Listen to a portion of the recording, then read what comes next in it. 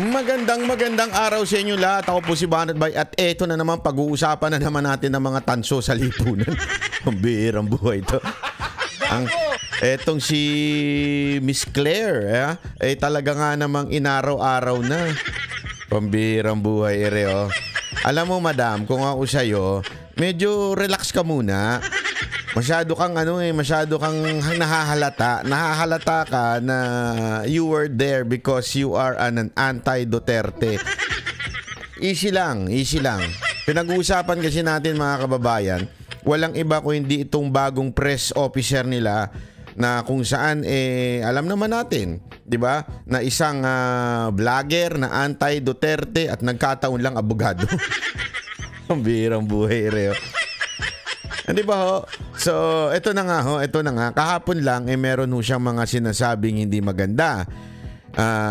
At mga kapalpakan na tila nakalimutan niya atang mag-research bago ho siya humarap. At napanood ko nga sa isang interview niya, biglaan lang daw yung mga tanong sa kanya. Kaya naman pala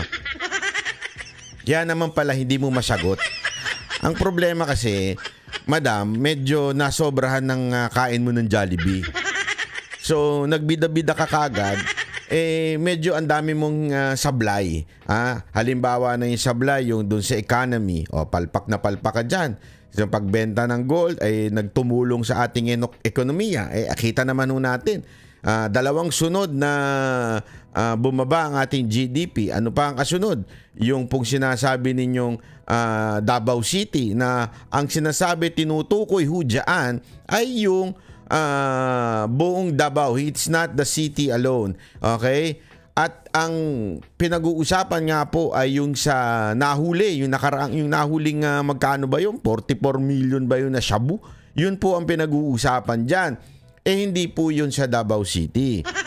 Pangatlo, maaring sabihin mo, may argumento ka na hindi talagang, 'di ba sabi ko, are we talking about Davao City? Gumanong ka, 'di ba? So sinasabi mo, Davao City, kita mo nga ang daming droga diyan. Hindi ho yan yung tinutukoy ni Pangulong Duterte. Ngayon, let's accept that is your argument na ang Davao City ay hindi na maayos ngayon compared sa dati. Sandali ho, madam, wala ho ba kayong alam? Kayo ba'y natutulog sa kuweba? Wala ho bang internet dyan sa loob ng kuweba nyo? Kasi itong mga nakaraang araw, naging topic ko yan araw-araw sa social media na pinalitan yung chief of police ng Davao. Isa nga, oras lang ang tinagal di ba? Basta malaman na merong kinaugnayan sa mga Duterte, tinanggal paulit-ulit yung mga sanay na sa Davao. Alam na ho yung pasikot-sikot, yung mga pulis, yun pa ang inilipat sa ibang lugar at ang inilagay yung mga walang alam sa loob ng Davao City, which is hindi ginagawa po yan. Mga kababayan, ako po sinasabi ko naman sa inyo, ang dami kong kilalang pulis Marami po tayong napapagtanong ang pulis. Normal ba na ikaw ay ilagay sa isang lugar na hindi mo kabisado? Ang sagot sa akin, as much as possible, inilalagay ka kung saan malapit sa lugar mo at kabisado mo yung lugar. Yun ang sinasabi sa akin. Ngayon, may instances na talagang kunwari ikaw ay magaling talaga sa ganitong area, ililipat ka para maaaring turuan mo yung iba mong mga kasama o di kaya ikaw ay mamuno ng isang parang departamento sa loob ng PNP kasi nga may purpose ka. Pero hindi normal yung isang buong batalyon ilipat. Kasi mangyayari nun, lahat na naandun na natira nga. Bakit ito? Kasi lahat nalipat Yung matitira, yung mga inilagay doon, hindi kabisado ang Davao City. Tapos, sana nga, okay na sana yun kung ilipat mo yung mga entire batalyon mo doon. Ang problema, pati yung leader, hindi taga Davao City. Madam, hindi mo rin alam yon. Tama, mali? Anong alam ninyo?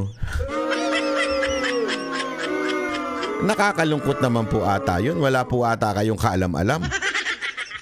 Sa bagay, you are supposed to be the mouthpiece of the president.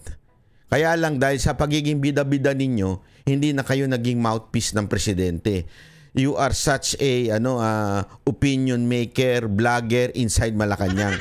Or the best description is an attack dog of Malacanang. Alam naman po natin, it's really obvious. The president is so weak. He cannot face the media. He cannot face the people. So you need an attack dog. 'Di ba? Ganyan ang mga takot eh.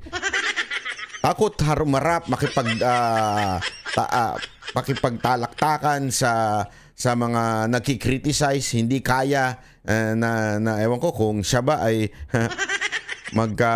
matotroma pagka sumagot doon sa mga oposisyon o sa kritiko. Kaya tuloy nag-hire ng isang attack dog.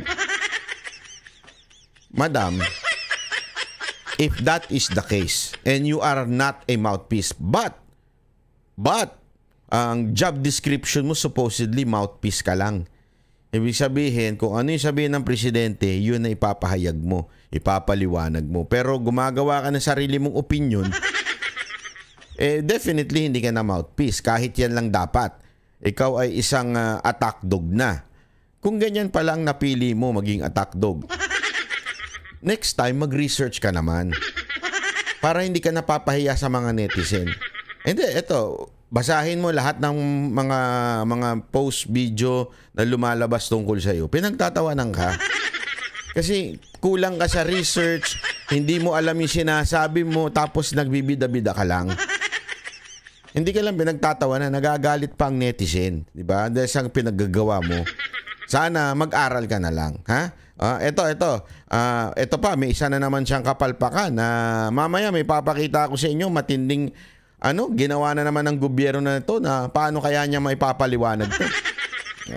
Tingnan natin ha. Panoorin natin to. Pasok. Rumesbak ang Malacanang sa mga pumapalag na kandidato na ayon kay Pangulong Marcos ay parang pinag-deliver lang ng suka.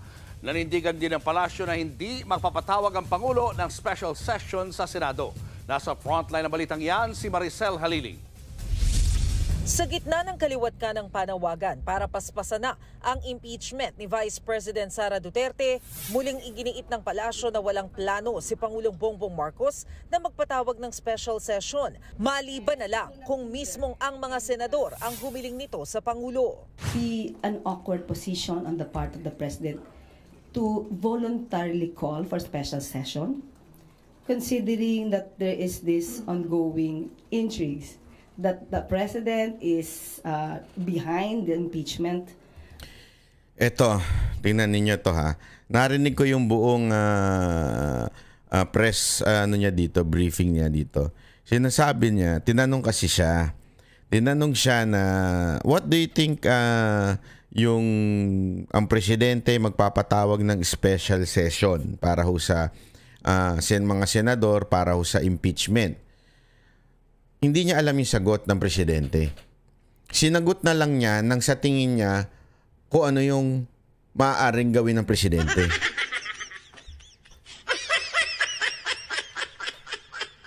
Parang mali ang posisyon nito. Hindi dapat ito press officer. Dapat po ito presidential advisor for political affairs. Mas bagay. Kasi bida-bida ka naman nangingialam ka. You're supposed to be the mouthpiece. Pero anong ginagawa mo? Pinapaliwanag mo, pinangungunahan mo. Siguro, para meron ng hindi nga makasagot yung amo mo, ikaw nasasagot.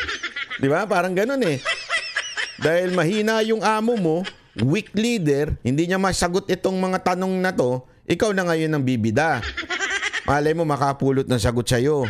Tama, mali. Di ba? Ay, sus, grabe ka naman. Oo. Ano nangyayari sa bayan natin kung ganito tayo? Talagang kagulo na. Hindi na nasusunod yung mga dapat sundin. Proceedings. Pero ako, eto ha, regarding with the impeachment, ako naniniwala ako mga kababayan. Naniniwala ako na eme lang ito. Anong eme? Salita ng mga kanto yan eh. Eme lang yan ganyan. Sinasabi, hindi makikialam ang presidente. Ilang beses niya na sinabi yan eh. Hindi siya makikialam pero tuloy-tuloy pa rin na nangyayari. Di ba? Ilang beses niya na po sinabing hindi siya makikialam. Independent ang kamera. Hindi siya papasok sa ganyan. Pero ano nangyayari? Yung anak niya pakialamero. So ibig sabihin, alam nating may basbas ng presidente yung mga nangyayari. Tapos ngayon, meron silang bagong, sa tingin ko ito'y sa tingin ko propaganda na naman nila. Ang dating kasi dito, parang ang dating may clamor. Clamor para i-pressure yung Senado na mag-session at ituloy na yung impeachment. Kasi pag dumating ng January, meron pang mga may mga legal battle pa o debates na mangyayari kasi parang ang dating tapos na yung 19 Congress. So, pasok na yung impeachment na nangyari. Sablay ho talaga ang ginawa ng Kamara dito. Gusto kasi ng Kamara talagang pagtakpan yung issue ng budget. So, ayan, napahamak sila sa last minute nilang pagpasa nitong impeachment na to. Last minute ito eh. Dito napahamak ang lahat. Ngayon, ang palabas, merong nagpe-pressure. Pinipressure ng taong bayan. At this time, sinasabi naman nito ni Claire Castro, sabi niya, unless hingin daw ng Senado, doon siya magpapatawag ng special session. Alam mo, yung ganong unless hingin ng Senado, di ba? Yun yung sinasabi niya, unless hingin daw. Sinong Senado yun? Do you mean the entire Senate? The leadership of the Senate? O baka naman may mga iilan lang na komunista dyan sa loob ng Senado na humingi. O kaya oposisyon na humingi. Diba? Would that indicate na hiningi na ng Senado na magkaroon ng special session? Kasi yan yung palusot ni Marcos eh. Yan yung palusot ni Marcos na bakit daw pinagdesisyonan nung anak niya. Kasi sinasabi niya, kung ano na yung naandyan, dapat mag-push through na yan. Hindi ganun eh. Hindi ganun na impeachment. Dapat titimbangin mo pa rin. It doesn't mean, kasi yun ang palusot nila eh. Yung tinanong daw siya ng anak niya, you do not have a choice. Paulit-ulit sinasabi ni Marcos yun. You do not have a choice kasi nandyan na yan. So, you have to sign it. Parang ganun. It is your job to sign it. No! Yan yung palusot ni Marcos sa pag-sign ng kanyang anak. But the reality, may choice naman yung anak. May choice po yung anak na una intindihin muna, valid po ba yung mga complaints? 'Di ba yung article of impeachment, valid po ba? May basihan po ba? Matibay po ba? Masasabi mo bang may probable cause ba? Hindi yung sasabihin mo, nandiyan na yan, you have to sign it because that's your job. Gumaganon-ganon na naman siya. Pag para magmukhang matalino yung presidente. Ganon-ganon, di ba? Tapos eto na naman, sasabihin nila, hindi, unless hingi ng Senate na ng plenary, yun ang gagawin. Sino yung Senate na yun? Mamaya ang palusot nyo na naman. Hindi kasi may humingi ng mga senador na dapat mag-session na Palusot na naman nyo yan, di ba? Ganyan kayo, mahilig kayo magpalusot Tandaan ninyo, itong gobyerno to, subok na ito. Subok na ito saan? Sa iba ang sinasabi, sa ginagawa. Yun ang totoo. Yan ay hindi fake news. Iba ho ang sinasabi sa ginagawa ng presidente. Sabi ni Senate President Cheese Escudero na pagkatapos na lang ng recess sa Hunyo, uumpisahan ng Senado ang paghahanda sa impeachment trial. Sabi ng Malacanang, hindi naman malinaw sa saligang batas kung kailan dapat umpisahan ang impeachment. Wala po makikitang time element because they can proceed definitely if there is session. There's no question about that. But to proceed during recess, gray area po yan sa Constitution. Dinipensahan din ng palasyo ang pahayag ni PBBM nang ihalin tulad nito sa nagde-deliver ng suka ang ibang kandidato sa pagkasenador. Umani ito ng batiko sa ibang tumatakbo, partikular sa mga pambato ng partido ni dating Pangulong Rodrigo Duterte. Pero giit ng Malacanang, mga baguhan sa politika ang tinutukoy ng Pangulo. Kung tinamahan sila, at tumatakbo sila, at alam nating wala silang alam, yun na lang, siguro, ouch. Ouch. Dapat. Ganito ba magsalita ang press officer? Ouch. Anong ouch?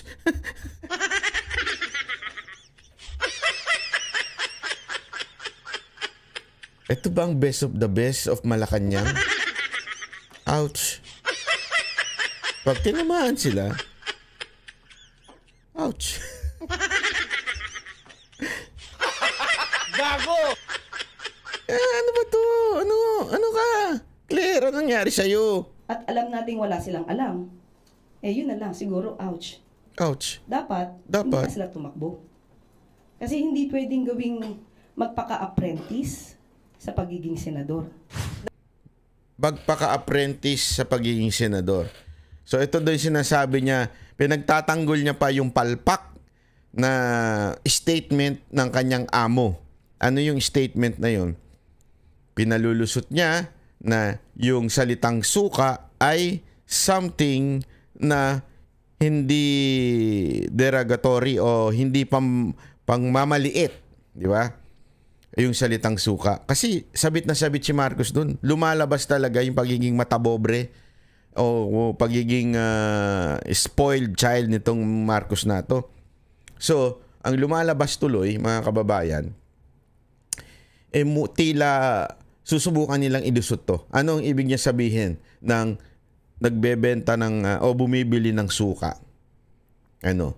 Ang ibig sabihin ay yung walang alam.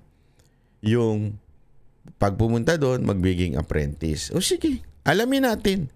Baka sabihin ninyo eto ba yung walang alam?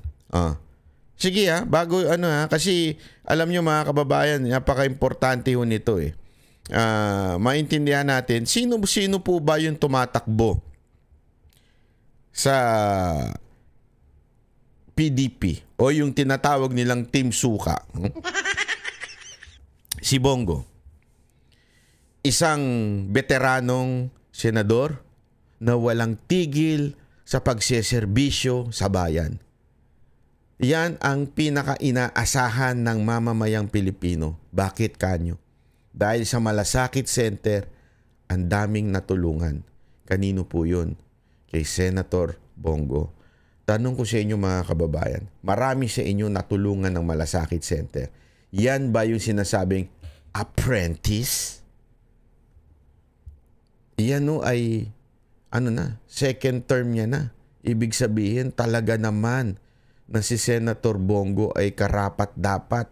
Dahil siguro, sa tingin ko, sa aking pananaw, siya ang pinakamaraming nagawa senador sa bayan natin. And for your information, wala po siyang absent. Even if tumutulong siya sa iba't ibang lugar, nakikita niyo yung page niya, sinishare namin yun. Hindi ho siya nag-a-absent.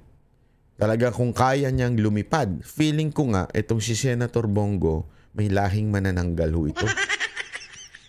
Kasi nakakalipad ho ito, kahit walang eroplano. Diba? Siya ho ay bachelor degree in marketing mula sa Ateneo de Davao University. Diba ho? Si Bato, apprentice daw. Ano yan? Siya ho ay pangalawang termino ng Senado, sa senador.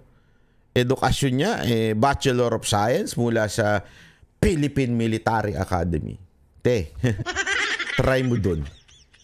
Hindi, try mo lang. Sigurado kung hindi ka tatagal, walang graduate ng PMA na hindi matikas at walang karanasan. Eto, hindi lang graduate, naging PNP chief pa. Dahil sa kanya, sabi nga nila, kung si Pangulong Duterte ay walang Senator Bato, mahihirapan doon sa war on drugs. And we all know, even if siraan yun ng siraan ng war on drugs, kahit anong paninira nyo dyan, ang mamamayang Pilipino at ordinaryong Pilipino alam na malaki ang naidulot na tulong ng war on drugs sa Pilipinas. Nawala yung mga kapitbahay nilang adik. Yung mga boyfriend nila nawala din. Napunta na sa ibang jowa. Bakit? Adik din kasi. Yun ang totoo. At grabe yung krimen ngayon, kaliwat kanan. Alam mo, hindi ko na nga ang plano ko, i-compile sana lahat ng mga krimen na nangyayari ngayon, yung mga malalang krimen. Kaya lang kaliwat kanan, sunod-sunod yung balita tungkol sa krimen. As in, mga minor de edad. Nakadroga, di ba? Nangidnap. Hindi niyo ba nakikita dumadami yung ngayon, yung parang hostage. Gawa ng mga addict yan . 'Di ba? Nawala na yan dati. Bakit? Sila na hinostage sa loob. Oh, eto pa, si Jimmy Bondoc, membro ng board of directors ng PAGCOR. Oh, ano pa? Siya po ay naging abogado. Oh, ano pa? Hindi successful na singer. Huwag nyo kasing ako sinasabi nung iba, singer lang yan. Huy, napakahirap na larangan yan. Para maging successful ka na singer, sikat na singer, hindi ho biro yan. Plus, nag-abogas siya. Nakapasa ng abogas siya habang siya ho ay isang executive vice president ng PAGCOR yan. Simple lang ho yan si Jimmy Bondoc pero rock yan. Simple lang ho yan, hindi ho yan ng bumibira pero napakatalino niya pag iyong kinausap yan. Oh, Raul Lambino, Administrator at Chief Executive ng Cagayan Economic Zone Authority, abogado rin po. 'Di ba? Oh. Marami yung karanasan po 'yan, lalong-lalo na sa economic development ng ating bansa. Sino pa po? Si Hinlo Jr., isa rin po 'yan. Commissioner ng Presidential Anti-Corruption Commission. Commissioner po 'yan. Ano pa? Siya din po ay abogado. Walang karanasan? Apprentice? Bakit puro abogado? Ito, hindi abogado. Apollo Kibuloy. Kita nyo naman ang kanyang organisasyon. Yung organisasyon niya, kinainggitan mismo ni Marcos. Nung si Marcos ay pumunta dyan sa Prayer Mountain, tinanong niya si Pastor Kibuloy, paano mo nagawa ito? Ang sagot ni Pastor Kibuloy, zero corruption. Kaya nga, di ba, hangang-hanga, gustong agawin. Nakita nyo? Biggest, di ba? Yung dome. Yan ang biggest. Tapos talagang grabe ho yung kanilang disiplina. Sabi nga a first world country inside a third world country. Yun, exaggeration yung country na first world, ha? First world community. Kasi pag pumasok ka dyan, talagang iba ang ambience. Para kang nasa Japan. Malinis, tahimik, disiplinado ang tao, courteous ang tao. Lahat ng nakikita mo sa Japan, except yung mga red light district, wala nun dyan. Pero ganyan po. Paano niya nagawa yan? Remember, hindi pa siya public official, nagawa niya na yan. With their own initiative kung paano niya. Alam ko, nagugulat ako. Nagugulat ako kung paano nila ginagawa. Ito, ako po naka-attend ng napakaraming rally. Napakaraming rally since nangampanya ako noong 2015 and 16 noong panahon ni Pangulong Duterte. Isa lang masasabi ko. Pag ang sila pastor o ang SMNI ang nag-organize, it is really organized. Pag silang nag-ayos with excellence, sabi nga sa Biblia, with extra mile. Ganun katindi po. No? Kaya iyan, walang karanasan. Excuse me. Pagtabi mo sila ni Marcos, magbumukhang tanga si Marcos sa administration. Rodante Marcoleta. Siguro naman mga kababayan, hindi na ho natin kailangan tanungin pa kung gaano katalino at eksperyensado itong si Rodante Marcoleta. Attorney rin to, abogado rin ho ito. Si Vic Rodrigo, di ba? Rodriguez, Vic Rodriguez. Attorney Vic, executive secretary, abogado rin namang mantakin mo. Ito ang talagang tumayo tabi ni Pangulong Marcos noon. 6 na taon silang nakipaglaban doon sa COMELEC, di ba? Ganong katindi, hindi sumusuko, palaban. At hindi lang yun, pagdating sa karanasan, ang dami yung karanasan pagdating sa pamamahala. Kaya nga ginawang executive secretary. Eto last. Baka sabihin nyo, ito ang inutusan ng suka tapos na si Philip Salvador. Excuse me po. Alam nyo ba ang multi-awarded dyan? Alam nyo kung bakit? Napagtanong ko sa mga ibang artista. Kasi alam mo naman, marami tayong kilalang artista. Dati tayong artista. Hindi, alam mo, itong maman to, alam niyo ba na multi-awarded to? Grabe yung award nito. As in, sobrang dami. At ang sinasabi nila, napaka-professional daw nito at napakagaling po pagdating sa disiplina sa sarili at sa mga kasamahan. May magaling ho ito. At hindi lamang po yun. Kung sinasabi mo naging apprentice, nag-a-apply para maging apprentice ng Senado, alam mo, mula nung nagsimula si Senator Bongo sa Malacanang, hindi po bumitaw si Philip Salvador sa tabi niya. Naging apprentice po ito ng pinakamagaling na senador at pinakamasipag na senador. Apprentice. Katabi niya talaga. Kaya ako sigurado ako, maraming natutunan to kay Senator Bongo. Ako sigurado ako, eto tayo papatikusin ko yan pag hindi yan nagtrabahong katulad ni Senator Bongo. Pero ako kasi sigurado ako magtatrabaho yan na katulad ni Senator Bongo. Apprentice ni Senator Bongo yan. Hindi papayag si Senator Bongo na maging display lang yan sa Senado pag nanalo yan. Sigurado ako magtatrabaho po yan. Kaya yung sinasabi niya, mukhang hindi nag-a-apply sa Team Duterte. Pero, ito na. Yung alyansa ng makagago. Tingnan nga natin. Kalihim ng DILG, Benhur Abalos. Anong ginawa niyan? Anong na-improve sa DILG? Sige nga ha. Ako, alam ko ginawa niya. Nag-artista. Iyon. Nag-artista. Kasi tatakbo. Abigail Binay. Isa pa yan. Diba? Hindi ko na iisa-isain yan. Nandiyan pa si Lito Lapid. Diba? Camille Villar. Ang bihira. Walang ginawa yung mga yan eh. Diba ho? Yan ang talagang mag-a-apprentice doon sa Senado. Nag-a-apply yan dyan sa Team Alyansa ng manggagago. Babalita mula sa Frontline, Maricel Halili, News 5. Ayan ha. Kami ang boses ng masa, hindi natatakot. Katotohanan lang, di kami nalulunod.